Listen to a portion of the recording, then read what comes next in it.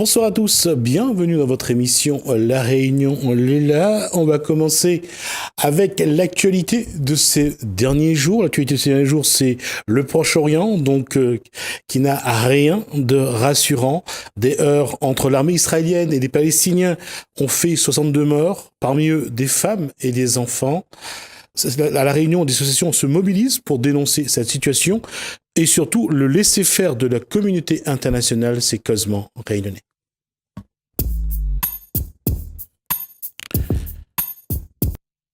Alors, on reçoit Daniela Maillot-Schussler. Bonsoir. Bonsoir, Jesmi. Alors, représentant l'association Réunion Palestine. Et avec elle, Ali Midouari. Donc, on dit la fonction ou... Là, j'interviens en qualité de membre de l'association Réunion Palestine, mais je suis également avocat. D'accord. Souvent, on met une robe ou on l'enlève pour plaider une cause, donc je vais poser la question. La question, c'est... quelle est la position aujourd'hui de Réunion Palestine par rapport à ce qui s'est passé? En tout cas, ça s'est passé le jour où les États-Unis ont inauguré leur ambassade à Jérusalem. Et ils ont attendu, il y avait une protestation des Palestiniens. Et là, l'armée Tsahal n'a pas fait dans la dentelle et a utilisé des balles réelles. Et ça a été un vrai carnage. Tout à fait. Donc en fait, les Palestiniens procédaient depuis le 30 mars de cette année la marche pour le retour des réfugiés sur leur terre. Et donc au milieu de cette marche, il y a eu l'inauguration effectivement de l'ambassade des États-Unis à Jérusalem. Et ce qui a contribué aussi à mettre le feu aux poudres. Mais effectivement, les Palestiniens étaient déjà dans leur marche, une marche pacifique, une marche pour le retour des réfugiés. Donc ils étaient déjà, excusez-moi l'expression, mais canardés par l'armée israélienne. Et effectivement, le jour de l'inauguration de l'ambassade des États-Unis à Jérusalem, cela n'a pas arrangé les choses. Donc effectivement, les médias mettent l'accent sur cette inauguration. Mais il faut savoir que les Palestiniens, eux, ils marchent pour le retour des réfugiés sur leur terre. Au jour d'aujourd'hui, les Gazaouis sont derrière un mur chez eux. C'est-à-dire qu'ils sont dans une prison à ciel ouvert et ils sont colonisés par les Israéliens. Les Israéliens qui, depuis 70 ans, pratiquent une expansion sur la terre de Palestine et qui, si vous voulez, met dans des parcs, on peut dire ça comme ça, les Palestiniens chez eux, sur leur propre territoire. Alors en fait, ils n'ont pas la liberté de circuler chez eux. Il y a des checkpoints partout. Pour passer d'une ville à une autre, il faut franchir un checkpoint. C'est les points de contrôle militaires. Voilà. Tout à fait. Mais là aussi, il ne faut pas dans la dentelle parce que c'est sans respecter le Palestinien qui, lui, n'a aucun droit chez lui. Donc nous, on a fait un rassemblement mercredi dernier pour... sur le parvis? Non. Non, sur le Barachois. D'accord. Voilà, donc on a fait un rassemblement sur le Barachois pour manifester notre solidarité avec le peuple palestinien et pour appeler à la paix dans cette zone du monde. Alors, il y a deux choses dans cette histoire depuis qu'il y a eu la création d'Israël juste après la guerre, donc la Deuxième Guerre mondiale. Alors, la question est là, c'est que les Israéliens revendiquent cette terre comme la leur, puisque selon eux, c'était la terre qu'ils ont eue après la traversée, après avoir quitté l'Égypte et être arrivés donc avec Moïse en terre sainte, en terre promise.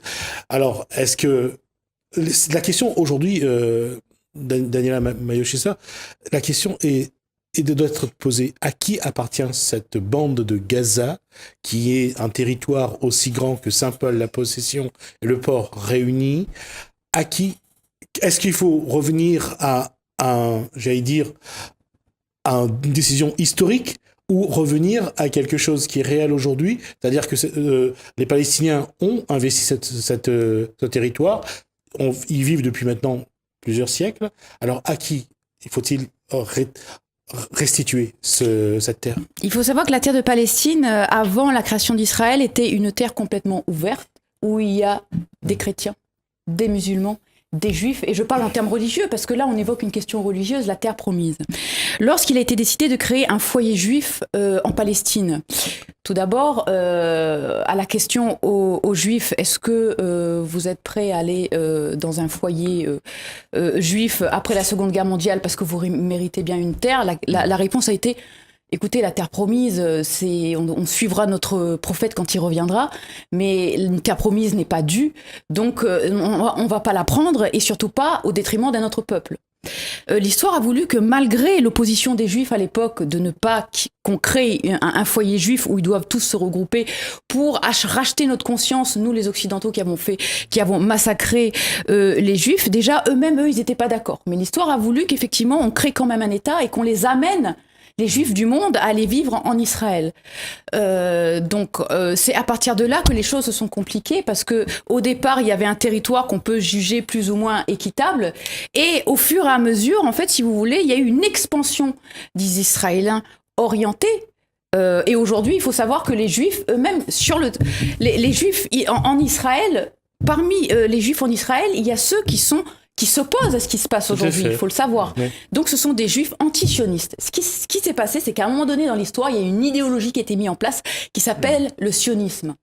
Et donc en fait, c'est une idéologie politique. Alors, on va justement revenir là-dessus, parce que le problème va se poser, on parle d'antisémitisme, on parle de sionisme, on parle de juifs, et c'est vrai que si on regarde ces trois termes, ça reste pour tout le monde la même chose. Alors que le sionisme, c'est une idéologie politique. Tout à fait.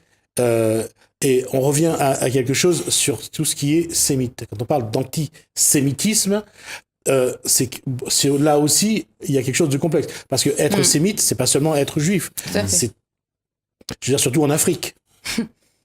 C'est vraiment un peu plus large que ça. Alors, comment ça se fait que l'actualité a tout ramené justement à Israël et surtout aux Juifs d'Israël? Aujourd'hui, il y a une confusion qui est créée entre l'antisémitisme, qui reste à prouver, ça doit exister, mais il y a beaucoup non, parce qu'avoir du sang sémite, c'est le terme en lui-même est erroné. Tout à fait. D'accord. Exactement. Parce que être antisémite aujourd'hui, ça veut dire anti-juif, alors qu'en vérité, si on devait être antisémite, on est également contre les surtout ceux du peuple noir africain qui ont du sang sémite. Exactement. Donc il y a un glissement sémantique. Le terme sémite englobe aussi bien celui que l'on qualifie de juif que l'arabe, tout à fait. Le musulman. Donc, être antisémite, si on reste d'un point de vue purement lexical, ça serait être contre le juif et contre l'arabe. Ouais. Et ça n'est pas ce que l'on veut renvoyer à travers. Non, aujourd'hui, on a plus aggloméré autour du monde juif le mot sionisme et le mot sémite, antisémite. Quand on dit on est antisémite, on est contre, on n'aime pas les juifs. Alors que c'est pas, ce mot-là, aujourd'hui, ça veut pas dire, sémite ne veut pas dire seulement juif, ça veut dire autre chose. En principe, ça veut dire autre chose. Mais là, on est dans un jeu particulièrement vicieux et subtil qui est celui de la manipulation des mots. Et c'est une autre guerre qui est livrée dans la guerre elle-même. C'est l'utilisation des termes, une terminologie, lorsqu'on va parler d'implantation plutôt que de colonisation, alors que chaque jour qui se fait, l'État israélien procède à des colonisations. Il s'en cache plus. L'État israélien ne s'en cache plus. C'est bien, on appelle les colons. On dit les colons israéliens. Oui, mais ce sont des implantations du côté de l'État juif. C'est qu'on va maquiller, on va apporter un vernis de ces actes qui sont inqualifiables, qui sont de ces crimes qui sont commis. Là, tout à l'heure, on parlait de guerre. Vous dites point de contrôle, mais ce sont des termes qu'ils utilisent eux-mêmes pour gommer le côté inadmissible des actes qui sont perpétrés, alors que, appelons un chat, vous voyez, lorsque il n'y a pas de guerre. De toute façon, on dit bien les territoires occupés. Oui, mais ce sont les territoires colonisés. Non, occupés par les Israéliens. Oui. C'est-à-dire que... on peut trouver d'autres mots là-dessus, mais c'est vrai qu'ils sont sur un territoire, et ils y vont sur un territoire qui à un moment ou un autre, au niveau du découpage géographique ou en termes géopolitiques, ne leur appartient pas. Ne leur appartient pas. Et c'est un moindre...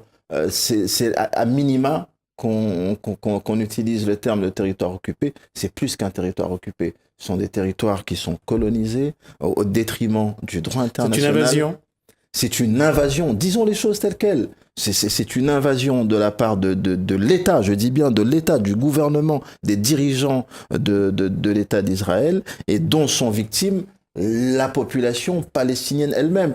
Il n'y a pas de guerre, on ne peut pas parler de guerre. À côté, on a une population qui est désarmée, qui n'a pas d'eau, qui n'a pas d'électricité. Qui n'a pas d'électricité. En face, on a l'armée la plus puissante du monde qui utilise des moyens qui sont totalement disproportionnés. Soutenus par les Américains. Soutenus par les Américains. Et lorsque là, on vient me poser des questions, on vient nous poser des questions sur la communauté internationale, à mon sens, c'est une communauté qui est totalement complice, alors que nous sommes confrontés à une situation qui humainement, lorsque on la considère, on ne peut qu'être, choqué par ce qui se passe et entrer en compassion vis-à-vis du peuple palestinien qui sont victimes depuis des années de ces souffrances et de ces injustices. Il y a une chose quand même que je souhaite dire à ce moment de la discussion. On a bien parlé de l'État d'Israël. On a parlé d'un État qui prend des décisions. Il ne faut surtout pas faire d'amalgame avec les Juifs que vous rencontrez qui vivent autour de vous. Je veux dire que même s'ils ne vous disent pas ce qu'ils pensent ou quelle est leur position par rapport à ce qui se passe, ne faites surtout pas d'amalgame. C'est pas parce qu'il est juif que vous devez vous en prendre à lui, que vous devez... Non, on respecte tout le monde, quel que soit l'endroit où vous êtes dans le monde, on doit toujours respecter... Pareil pour les Américains. Voilà. Parce qu'on dit tout à l'heure, ce sont les Américains. Moi, j'ai envie de dire non, c'est le gouvernement américain. C'est le gouvernement américain, et surtout Trump, parce que par rapport à ce que faisait Barack Obama, c'est pas la même politique vis-à-vis d'Israël. Donc la reconnaissance, Barack Obama était plus proche de reconnaître l'État de la Palestine que d'aller installer l'ambassade américaine à Jérusalem. Donc, et c'est bien une question politique, de gouvernement à gouvernement. Il faut surtout pas mélanger et surtout respecter tous, chacun d'entre nous, on doit se respecter mutuellement. Il faut surtout pas faire d'amalgame. Et je crois que au-delà des problèmes qu'il y a au Proche-Orient, nous devons, et comme a fait la Réunion Palestine, nous battre pour que cette paix-là, elle se développe dans le monde et surtout qu'on regarde notre voisin avec bienveillance et avec respect. Et c'est là qu'on gagnera d'ailleurs. Voilà. C'est là qu'on gagnera quand on ne considérera pas son prochain comme un étranger, comme étant responsable des décisions politiques d'un gouvernement qu'on n'a pas forcément choisi. Et comme le font les Juifs d'Israël, qui ne sont pas d'accord avec leur gouvernement, montrons que c'est dans une démarche de paix qu'on doit travailler, qu'on doit avancer, et surtout dans le respect. Et ce respect-là, je vais vous dire pourquoi, parce que quand on a vu l'ambassadrice américaine sortir de la salle du Conseil de sécurité, alors qu'allait s'exprimer le représentant de la Palestine, elle montre bien que les Américains ont manqué de respect, le gouvernement américain a manqué de respect à la Palestine. C'est plus que manquer de respect, c'est tourner le dos à un peuple qui souffre, qui subit une profonde injustice et que l'on massacre. Et lorsqu'on est un État qui se revendique appartenir aux nations civilisées, qu'est-ce que la civilisation si ce n'est d'empêcher ce genre de crimes? Ce sont des crimes de guerre. Et l'une des premières conditions qui font que l'on appartienne aux nations civilisées et que on peut se targuer d'être un État de droit qui fait respecter le droit, c'est lorsque on s'en prend comme ça à une population qui est désarmée et que l'on massacre au vu et au su de tous. Avant, on disait qu'on ne savait pas et c'était la raison pour laquelle on n'intervenait pas. Aujourd'hui, non seulement on sait, mais on voit. Et on voit ces enfants qui tombent sous les bombes, qui sont massacrés, ces mères de famille qui appellent à l'aide. Et on voit cette indifférence de la part des puissants. Ce machin que l'on dit Conseil de sécurité, ou que l'on qualifie de Nations Unies visant, dont l'objet est d'apporter la paix dans le monde, je ne pense pas que ça soit la mission qu'elle est en train de mener actuellement, parce qu'elle contribue au désordre qui est dans le monde, puisqu'elle n'est pas en mesure d'empêcher ce qui se passe en Moyen-Orient. En fait, on l'a vu bien avant la Première Guerre mondiale, et avec la SDN, la Société des Nations, On a vu la difficulté, surtout lorsqu'il s'agissait des relations entre le Japon et la Chine, comment ça a été compliqué. On le voit aujourd'hui aux Nations Unies. Il y a deux choses, il y a deux postures à avoir. Soit on ne se mêle pas du tout de ce qui se passe dans les pays, et là, chacun se débrouille. Soit on essaye de créer quelque chose pour essayer de réguler un petit peu les conflits, voire les conflits armés dans le monde. Et c'est vrai que lorsqu'il s'agit d'Israël, on a vu avec la posture de l'ambassadrice américaine, lorsqu'elle s'est levée avec cette forme de dédain, de mépris, et quitté la salle lorsque la représentante de la Palestine allait parler. Et alors, à votre avis, qu'est-ce qu'il faudrait? Quelles seraient les pistes de travail à mettre en place pour que ou l'ONU fonctionne, le Conseil de sécurité surtout, ou ça s'arrête?